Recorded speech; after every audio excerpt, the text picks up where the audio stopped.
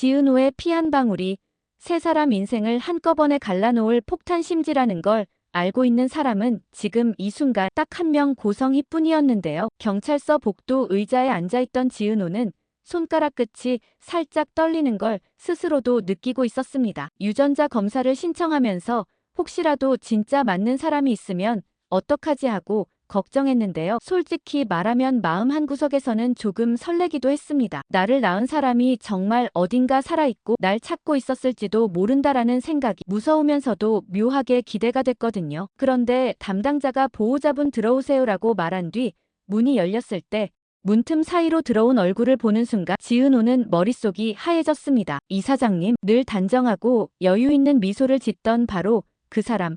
고성희였습니다. 이사장님, 고성희 역시 잠깐 굳어섰다가 아주 빠르게 표정을 바꿔버렸습니다. 은호 씨가 여긴 웬일이에요? 목소리가 떨리는 척 나오고 손이 가슴 쪽으로 올라갔습니다. 그리고는 갑자기 힘이 빠진 사람처럼 주저앉아 버렸는데요. 주변 사람들이 놀라서 다가왔지만 정작 제일 침착한 사람은 고성의 자신이었습니다. 그래. 놀란 척만 하면 돼. 지금은 진실을 꺼낼 때가 아니니까. 속으로는 굉장히 맑은 계산이 돌아가고 있었거든요. 잠시 후 두 사람은 경찰서 안쪽 상담실로 옮겨 앉았습니다. 담당 직원이 조심스럽게 말을 꺼냈습니다. 양측이 동의하시면 검사 결과에 대해 간단히 설명을 드리겠습니다. 그때 고성희가 먼저 끼어들었습니다. 제가 지금 회사 쪽 급한 회의가 잡혀 있어서요. 결과는 일단 저한테 먼저 전달해 주시면 안 될까요? 이 친구가 워낙 예민해서 제가 정리해서 말해주는 게 좋을 것 같아서요. 직원은 잠깐 망설이다가 그럼 보호자분께 먼저 결과를 보내드리겠습니다 라고 정리했습니다. 보호자, 지은호는 그 단어에 순간 마음이 걸렸습니다. 하지만 여기서 왜 보호자예요?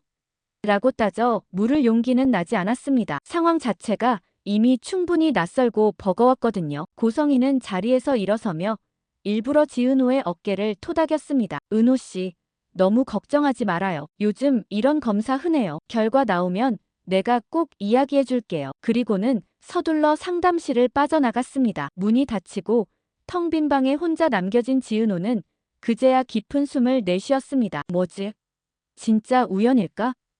근데 왜 자꾸 보호자라는 말이 머릿속에서 안 떠나는 거야? 경찰서를 나오자마자 이번에는 고성의 휴대폰이 먼저 울렸습니다. 미리 연락을 넣어둔 의료기관 번호였습니다. 네, 아까 의뢰드렸던 건 잘 처리됐나요? 전화 너머로 차분한 목소리가 상황을 설명했습니다. DNA 검사는 일반 절차를 거쳐 별도의 의료기관으로 이관됐고 결과 통보는 경찰서가 아니라 지정 보호자인 고성희에게 먼저 전달되도록 행정이 정리됐다는 내용이었는데요. 그래요. 그쪽 아이에게는 행정 절차 때문에 결과 확인까지 시간이 좀 더 걸린다고만 말씀해주세요. 상세한 이야기는 제가 직접 하는 게 좋을 것 같아서요. 잠시 침묵이 흘렀다가 예비 기증자 후보에 간 상태와 이식 적합도에 대한 설명이 이어졌습니다. 간 수치가 좋고 적합도가 상당히 높다는 말이 들려왔습니다. 그 말을 듣는 순간 고성의 입가에는 아주 느린 미소가 그려졌습니다. 알겠습니다. 수고 많으셨어요. 전화를 끊고 난 뒤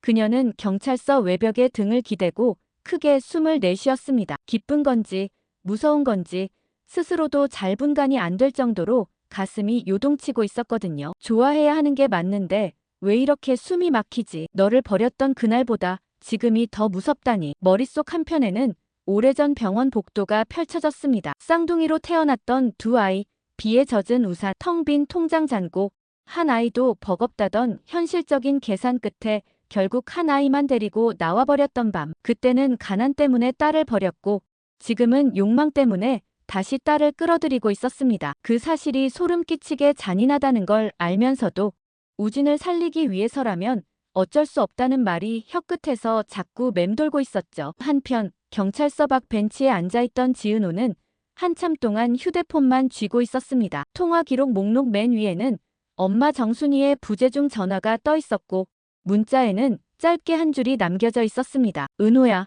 오늘 가게 좀 들을 수 있니? 건물주가 와서 임대차 이야기하는데 나 혼자라 마음이 좀 불편해서. 지은호는 화면을 한 번 더 확인하고 깊게 숨을 들이켰습니다. 친부모 찾겠다고 경찰서까지 와놓고 결국 내가 가야 하는 곳은 또 엄마 가게네. 그 생각이 미안하면서도 또 한편으로는 이상하게 안도감이 들기도 했습니다. 적어도 그곳에서는 자신이 버려진 아이가 아니라 가장을 자처하는 딸이니까요. 일단 엄마부터 보러 가자. 다른 건 나중에. 지은호는 결국 늘 하던 선택을 한 번 더 했습니다. 자신의 혼란보다 가족의 문제를 먼저 붙잡는 쪽으로요. 가게에 도착했을 때 정순이는 계산대 뒤에서 손수건으로 손을 비비고 있었습니다. 평소처럼 환하게 웃으려 했지만 입꼬리가 제대로 올라가지 않는 얼굴이었는데요. 은호가 들어오자 정순이 눈이 금방 촉촉해졌습니다.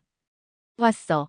은호야, 오늘은 얼굴이 더 말랐네. 밥은 먹고 다니는 거야? 엄마가 맨날 그렇게 말하니까 더 못 먹고 다니는 거 알죠? 농담처럼 말했지만 목소리 끝이 조금 떨렸습니다. 잠시 후 건물주가 나가고 난 텅 빈 가게에서 정순이는 의자에 털썩 앉으며 긴 한숨을 내쉬었습니다. 재계약하면서 보증금을 더 올리겠대. 여기 주변 개발 들어가면 시세가 오른다나요? 우리 같은 사람은 늘 그렇지 뭐 자리 잡을 만하면 또 올리고. 정순이가 씁쓸하게 웃었습니다. 그래서 내년까지는 버텨보려고 하는데 그 다음은 모르겠어. 대출을 더 끌어와야 하나?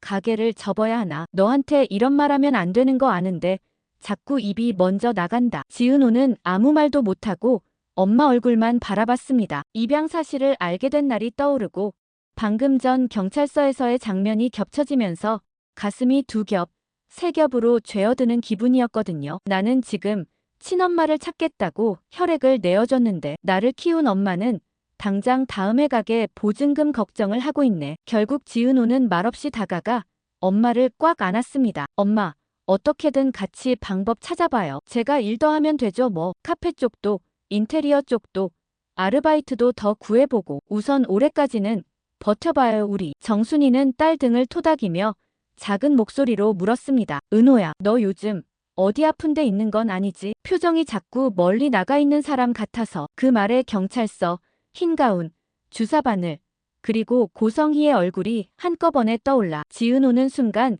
숨이 턱 막히는 느낌이 들었습니다. 아픈 건 아니에요, 엄마. 그냥 일이 좀 많아서 그래요. 진짜예요. 지은호는 어떻게든 웃음을 만들어 붙입니다. 엄마, 저 괜찮아요. 엄마 나중에라도 무슨 일 생기면 그때 제가 먼저 말할게요. 정순이는 딸의 눈을 한참 들여다보더니 천천히 고개를 끄덕였습니다. 알았다. 대신 진짜 나중이 오면 꼭 말해라. 엄마는 그냥 듣고만 있어도 되니까. 그 말이 나중에 지은호를 더 깊은 죄책감 속으로 밀어넣을 줄은 지금 둘 다 몰랐습니다. 그 시각 도시에서 한참 떨어진 시골 별장. 대부분 사람들에게는 존재조차 알려지지 않은 그 집안에서 한우진은 침대 머리맡에 기대어 앉아 있었습니다. 팔에는 링거가 꽂혀 있고 창밖에서는 나무 사이로 오후 햇빛이 들어오고 있었는데요. 우진은 휴대폰을 켜고 오래전 대화창 하나를 끝까지 올려봤습니다. 지은호, 야, 너 미국 가면 나 버리는 거냐? 몸 좀 챙기고 거기 가서도 김치 먹고 살아라. 안 그러면 나 진짜 화낸다. 그 아래에는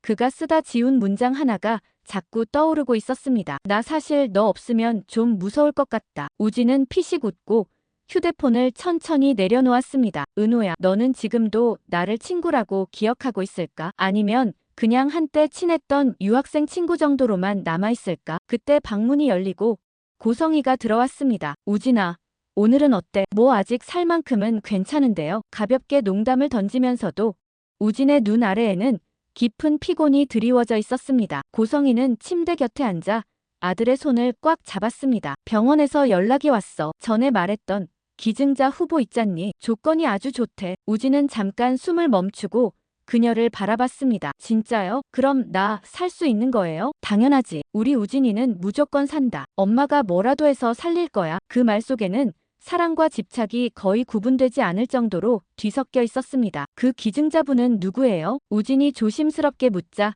고성희는 딱 한 번 시선을 피했습니다. 병원에서 개인정보라면서 자세한 건 안 알려줘. 그냥 고마운 사람이라고 생각하면 돼. 그 말과 동시에 가방 안에 있던 서류 한 장이 살짝 바닥으로 미끄러졌습니다. 우진의 시선이 자연스럽게 그쪽으로 내려갔고 거기서 아주 익숙한 이름 하나가 눈에 들어왔습니다. 기증자 후보 지은호. 심장이 순간 얼어붙는 느낌이었는데요. 은호. 두 눈을 한 번 더 깜빡이며 다시 확인하려는 순간 고성희가 재빨리 몸을 돌려 서류를 집어들었습니다. 이건 그냥 병원 내부 문서야. 넌 신경 쓰지 마. 아무렇지 않은 얼굴로 웃어 보였지만 종이를 쥔 손가락이 미세하게 떨리고 있었습니다. 우진은 더 묻지 않고 고개를 끄덕였지만 머릿속에서는 고등학교 교실에서 같은 책상에 팔을 포개고 웃던 지은호 얼굴이 계속 떠올랐습니다. 음악 취향도, 음식 취향도, 가치관도 이상하게 잘 맞아서 서로를 두고 소울메이트 같다고 농담처럼 말하던 그 시절. 이제는 그 말이 생각보다 너무 현실적이고 무서운 의미로 다가오고 있었습니다. 엄마가 또 뭔가를 숨기고 있다. 이 작은 의심이 앞으로 더 큰 균열로 벌어질 준비를 하고 있었죠. 서울 시내 작은 카페 겸 사무실, 전략기획팀에 잘 나가던 에이스였던 시절이 무색할 만큼 이지혁은 요즘 모니터 앞에서 한숨만 늘고 있었습니다. 인수를 꿈꾸던 업체는 계속 조건이 어그러지고 새로 시작한 투자는 연달아 실패하고 있었고 메일함에는 투자 보류, 조건 재검토라는 제목이 잔뜩 쌓여 있었는데요. 회사 그만두고 독립한 건 분명 내 선택이었는데요. 현실이 이렇게까지 매섭게 나올 줄은 몰랐네. 마음이 무너지는 건 사업만이 아니었습니다. 연애도 자존심도 같이 무너지고 있었죠. 며칠 전 어렵게 꺼냈던 고백이 떠올랐습니다. 결국 지혁은 또 박성재를 불러냈습니다. 단골 술집 구석자리에서 둘은 잔을 부딪히고 있었는데요. 야, 이지혁, 너 진짜 얼굴 다 했다. 성재의 말에 지혁은 힘없이 웃었습니다. 은호 씨랑은 요즘 어때? 동업은 잘하고 있어. 서로 사적인 말은 최소한으로 줄이고 메일이랑 문서로만 말하면서 지혁은 잔을 털어넣으며 씁쓸하게 말했습니다. 이상하지, 성재야. 이제야 겨우 이 사람을 놓치면 안 되겠다는 생각이 들었는데 정작 그 사람은 나 없이도 잘 살 수 있을 것 같은 얼굴이더라. 그 말을 듣는 성재의 가슴도 같이 저릿했습니다. 지은호를 좋아하면서도 집안의 시선과 어머니 고성희의 냉정함이 떠올라 제대로 한 걸음도 나아가지 못했던 사람도 바로 그였으니까요. 엄마는 원하는 걸 위해서라면 뭐든 포기할 줄 아는 사람이다. 이번에는 대체 누구를 희생시키려는 거야. 성재는 속으로 그렇게 중얼거리며 잔을 한 번 더 비웠습니다. 며칠 뒤 카페 겸 작업실, 노트북을 사이에 두고 앉은 이지혁과 지은호 사이에는 얇지만 분명한 벽 같은 공기가 흐르고 있었습니다. 업무 이야기는 자연스럽게 오갔지만 사적인 말은 서로 알아서 선을 긋는 듯 했습니다. 오후 늦게 지은호 휴대폰이 울렸습니다. 발신자는 병원이었습니다. 네. 건강검진 추가 결과요? 아, 네. 그날 시간 맞춰서 갈게요. 전화를 끊은 뒤 지은호 표정이 살짝 굳어졌습니다. 그 미묘한 변화를 지혁은 바로 눈치챘습니다. 병원이야? 네. 지난번 검사랑 겹치는 게 있어서 한 번 더 보자는 거예요. 요즘 다 그러잖아요. 뭐 대수롭지 않은 척 말하면서도 손목을 만지는 동작이 아주 살짝 불안해 보였습니다. 지혁 시선은 소매 사이로 보이는 팔목으로 내려갔습니다. 작게 남은 멍자국과 자주 체열을 했던 사람 특유의 흔적들이 눈에 들어왔죠. 이건 그냥 추가 검진 정도는 아닌 것 같은데요. 안 좋은 상상이 머릿속을 스쳤습니다. 은호야. 지혁은 잠시 망설이다가 조심스럽게 말을 꺼냈습니다. 혹시 나한테 말 못하는 거 있어? 예전에는 내가 나한테 먼저 털어놓던 사람이었는데 이번엔 내가 좀 들어줄 때가 된 것 같아서. 지은호는 잠깐 눈을 피했다가 애써 웃으며 말했습니다. 선배. 예전에 제가 선배 좋아한다고 고백했다가 바로 차였던 사람인데요. 지금 와서 또 기대면 제가 너무 바보 같아지잖아요. 톤은 가볍게 들렸지만 그 안에는 진짜 서운함과 진짜 거리두기가 섞여 있었습니다. 지혁은 더 이상 말을 잇지 못하고 그저 쓴웃음만 지었습니다. 병원 재검진 날 대기실 의자에 앉아있던 지은호 앞에 익숙한 구두 소리가 다가왔습니다. 어머.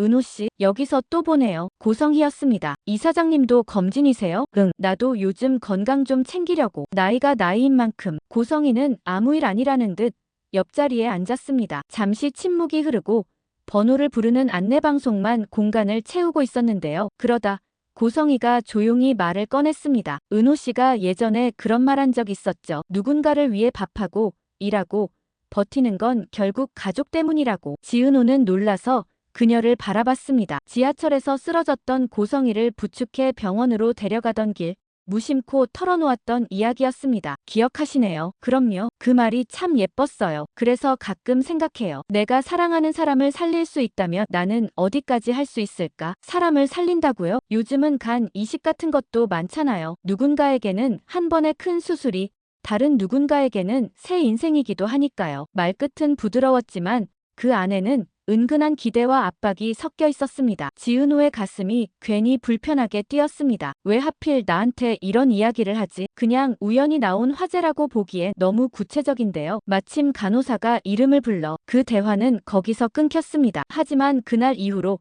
간 이식, 기증자라는 단어는 지은호 머릿속에서 쉽사리 사라지지 않았습니다. 그날 저녁 박성재는 집 거실을 지나가다가 어머니 방에서 흘러나오는 낮은 목소리에 발걸음을 멈췄습니다. 문은 거의 닫혀 있었지만 틈 사이로 말이 조금씩 새어나오고 있었죠. 네, 간 수치는 어떤가요? 그래요. 시간이 많지 않다는 건 나도 잘 알아요. 기증자 쪽은요? 그 아이는 건강에 문제 없는 거죠? 기증자 아이. 성재는 눈썹을 찌푸리며 문 쪽을 바라봤습니다. 잠시 정적이 흐른 뒤 다시 고성의 목소리가 들려왔습니다. 네. 그쪽 가족에게는 아직 아무것도 말하지 말아주세요. 그 아이는 그냥 자신이 조금 특별한 검사를 받은 줄만 알면 됩니다. 성재는 눈을 감고 크게 숨을 들이마셨습니다. 어릴 때부터 지켜본 어머니였습니다. 원하는 걸 위해서라면 사람을 설득하고 움직이고 어떤 단어를 쓰면 상대가 죄책감과 고마움 사이에 묶이는지 그 모든 걸 너무 잘 아는 사람이었죠. 이번엔 진짜 선을 넘는 거 아니야, 엄마. 그리고 그때 그의 머릿속에 가장 먼저 떠오른 얼굴은 이상하게도 지은호였습니다. 시간이 조금 더 흐르고 경찰서에서 시작된 유전자 검사의 결과가 드디어 형태를 갖추기 시작했습니다. 상담실에서 담당자는 서류를 넘기며 조심스럽게 말했습니다. 유전자 상으로는 두 분이 분명히 혈연 가족이라는 게 맞습니다. 다만 단순히 모녀 관계라고만 보기에는 부계 쪽 형질에서 조금 복잡한 부분이 보입니다. 그게 무슨 뜻이죠? 고성희의 목소리가 살짝 낮아졌습니다. 정확한 건 정밀 검사를 한 번 더 해봐야 하는데요. 예전에 다른 검사가 있었거나 출생 신고 과정에서 특이 사항이 있었는지 확인이 필요합니다. 그 말에 고성의 머릿속에는 오래전 기억들이 한꺼번에 밀려들었습니다. 전 남편 박진석, 그리고 자신이 선택과 포기를 반복하던 그 시절, 쌍둥이였던 아이들, 뒤엉킨 감정, 서류 몇 장에 찍힌 도장. 설마 그 아이들이. 심장이 덜컥 내려앉는 느낌이 들었지만 그녀는 재빨리 표정을 정리하고 미소를 그려 넣었습니다. 정밀검사 다시 진행해주세요. 결과는 저한테만 바로 전달해주시면 됩니다. 새로운 변수는 고성희조차 예상하지 못했던 또 다른 비밀의 문을 열고 있었습니다. 그 문 뒤에는 한우진과 박성재, 그리고 지은호 세 사람의 관계를 통째로 흔들 수 있는 진실이 숨어 있었지만 아직은 누구도 그 문을 열 용기가 없었죠. 그날 밤 카페 정리를 마치고 의자에 앉아있던 지은호는 휴대폰을 들여다보며 한참을 망설였습니다. 메시지 목록 맨 위에는 읽지 않은 메시지 하나가 조용히 반짝이고 있었는데요. 이지혁 오늘 병원 갔다 왔지? 혹시 괜찮으면 다음에는 내가 같이 가줄까? 짧은 문장이었지만 지혁 특유의 어색한 배려와 늦은 후회가 고스란히 느껴졌습니다. 지은호는 그 문장을 몇 번이나 읽었다가 결국 답장을 보내지 못했습니다. 그 대신 새로운 메시지 창을 열었습니다. 안녕하세요. DNA 검사 결과 관련해서 직접 설명을 듣고 싶습니다. 제가 그 사람을 정말 만나도 되는지 잘 모르겠어서요. 짧게 써 내려간 뒤 전송 버튼을 눌렀습니다. 이 메시지는 곧 고성희의 휴대폰에 도착하게 될 예정이었고 그 답장이 어떤 방식으로 돌아오느냐에 따라 지은호의 삶도 이지혁의 선택도 그리고 한우진의 운명도 서로 엉켜있는 이 화려한 날들의 색깔이 완전히 달라지게 될 텐데요. 단 한 가지 분명한 건 고성희의 검은 속내는 이제 막 윤곽을 드러내기 시작했다는 점이었습니다. 누구는 살고 누구는 무너지고 누구는 진실을 알고도 말하지 못한 채 살아가게 될지 아직 아무도 모르는 채로 모든 사람은 조금씩 자기 자리를 벗어나 밀려나고 있었습니다.